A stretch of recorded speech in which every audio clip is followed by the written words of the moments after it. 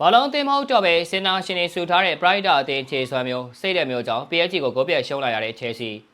ပရိသတ်များအားလုံးမိတ်ပါပါများ Stamford ထိုင်ကနေအားလုံးကိုပြန်လည်ကြိုလိုက်ပါရစေ။ Chelsea အသင်းရဲ့လက်ရှိစင်တွေကိုကြည့်ရင်ဘောလုံးသင်းထက်စင်နာရှင်များအသင်းနဲ့ပိုတူနေပါရင်ဥရောပရဲ့အမြင့်ဆုံးစင်မြင့်ဖြစ်တဲ့ Champions League မှာကစားနေတာဖြစ်ပေမဲ့သူတို့ပြသသွားတဲ့ခြေစွမ်းကတော့လန်ဒန်မျိုးစုံကရက်ကွက်ဘောလုံးပွဲတွေထက်တော့မှအစိမ့်နေပါသေးတယ်။ PSG အသင်းကနောက်တန်းကိုမင်းတို့ဝင်ခဲ့ပါဆိုပြီးဟာပေးထားတာတော့ဂိုးသွင်းဖို့ထက်ဂိုးပေးကိုပဲတဲတန်စူးစမ်းနေကြတဲ့ Chelsea ကစားသမားတွေကိုကြည့်ပြီးပရိသတ်တွေမှာတော့ရင်ထုမနာဖြစ်နေကြပါပြီ။ဒီပွဲဟာရုံးနေမှုတစ်ခုနဲ့မကပဲ Chelsea ရဲ့ဂုဏ်သိက္ခာကိုပါရီမီမှာအမိုက်ပုံးနဲ့တခါတည်းထည့်လာခဲ့တဲ့ပွဲလေးဖြစ်ပါတယ်။ Chelsea ပြလိုက်ရတဲ့ဂိုးတွေကိုပြန်ကြည့်ရင်တကယ်ကိုရည်စရာကောင်းလာပါတယ်။ Professional ကစားသမားတွေဖြစ်ပေမဲ့သူတို့ရဲ့အခန်းဆရာမတွေကတော့မူလာတန်းကျောင်းကကလေးတွေဘောလုံးလူရင်လဲကြနေတယ်လို့ပါပဲ။ PSG တိုင်းစင်မှုတွေကဘောလုံးနဲ့ပြေးဝင်လာတိုင်း Chelsea နောက်တန်းကလူတွေဟာဂျေဆုပြီးဂိုးသွင်းပေးပါဆိုတဲ့မျက်နှာပေးမျိုးနဲ့လမ်းဖယ်ပေးနေကြတာပါ။အထူးသဖြင့်ပွဲမီကန်ဒီမှာဂိုးတွေစတိုက်အလူပေးခဲ့တာကတော့တကယ်ကိုရဲရောပါပဲ။ဘောလုံးပွဲတစ်ခုမှာဒီလောက်ထိစိတ်နဲ့ပြောညံ့ပြီးအမားများတဲ့အသင်းမျိုးကို Champions League သမိုင်းတစ်လျှောက်မှာတွေ့ရခဲ့ပါတယ်။ Chelsea ကဘောလုံးကန်နေတာမဟုတ်ပဲပြန်ဘက်ကိုဂိုးသွင်းလေးကျင်ကန်ပေးနေတာလို့တော့ထင်ရပါတယ်။ဒီလိုရက်ကွက်အဆင့်အမားမျိုးတွေနဲ့တော့ဥရောပမှာရှင်သန်မှုပြောတဲ့လန်ဒန်ကလမ်းကြားထဲမှာတော့မျက်နှာဖော်ရဲမှာမဟုတ်ပါဘူး။ Chelsea မျော်လင့်ချက်လို့အားလုံးကသတ်မှတ်ထားကြတဲ့ကိုပါပါနဲ့ Patronato ရဲ့ခြေစွမ်းကတော့ဒီပွဲမှာ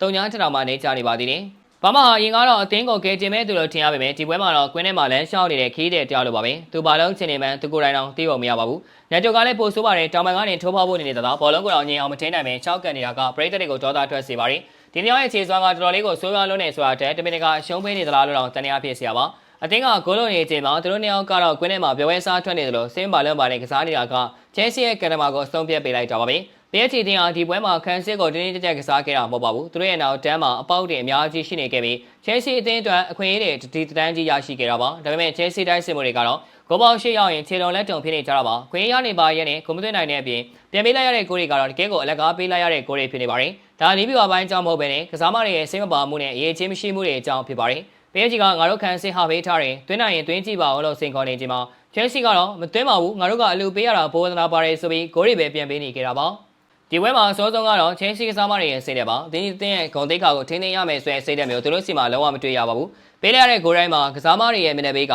ရှုံးရင်လည်းရှုံးပါစေအိမ်ပြန်နာချင်ပြီဆိုတဲ့ပုံစံမျိုးတွေဖြစ်နေပါတယ်။ဒီလိုစိတ်ဓာတ်မျိုးနဲ့ကစားနေတဲ့အသင်းဟာ Champions League လိုပြိုင်ပွဲမျိုးကနေထွက်ခွာရတာထိုက်တန်လွန်လာပါတယ်။ Chelsea ပရိသတ်တွေအတွက်တော့ဒါဟာတကယ်ကိုအရှက်ရစရာညပါပဲ။ပါရီမီမှာသူတို့ပြသသွားတဲ့ရက်ကွက်ဆန်လွန်တဲ့ကစားပုံကြောင့်အခုဆိုရင်လန်ဒန်ကချင်းစီကြီးတွေဟာကြောင်ကလေးတွေလိုအမိကုတ်ပြီးပြန်လာကြပါပြီ။ဒီလိုခြေစွမ်းမျိုးဒီလေးစိတ်ဓာတ်မျိုးနဲ့တော့ဒုတိယကျောင်းမှာလည်း PSG ကိုရှင်နိုင်ဖို့ဆိုတာကမဖြစ်နိုင်ပါဘူး။ Chelsea ကစားမတွေအနေနဲ့ပါရီမှာပြသခဲ့တဲ့ရက်ကွက်အဆင့်ခြေစွမ်းကိုအိမ်ပြန်ရောက်ရင်ပြန်လည်သုံးသပ်တင်ပါတယ်။မဟုတ်ရင်တော့ Chelsea ဆိုတာနောက်နှစ်တင်မှာ Champions League မပြောနဲ့ Europa League တောင်မှဝင်ခွင့်ရဖို့ခက်ခဲနေလိမ့်မယ်ဆိုတာမြေကြီးလက်ခတ်မလွဲပါဘူး။ညီကိုတို့ကရောဒီပွဲမှာမြင်တွေ့ခဲ့ရတဲ့ Chelsea ကစားမတွေရဲ့ခြေစွမ်းပိုင်းနဲ့စိတ်ဓာတ်ပိုင်းနဲ့ပတ်သက်လို့ဘယ်လိုများမြင်ကြပါလဲပြောပြသွားခဲ့ကြပါဦး။အစောကြီးကြည့်ရှုပေးခဲ့ကြတဲ့အတွက်အားလုံးကိုကျေးဇူးတူပဲတင်ရှိပါရခင်ဗျာ။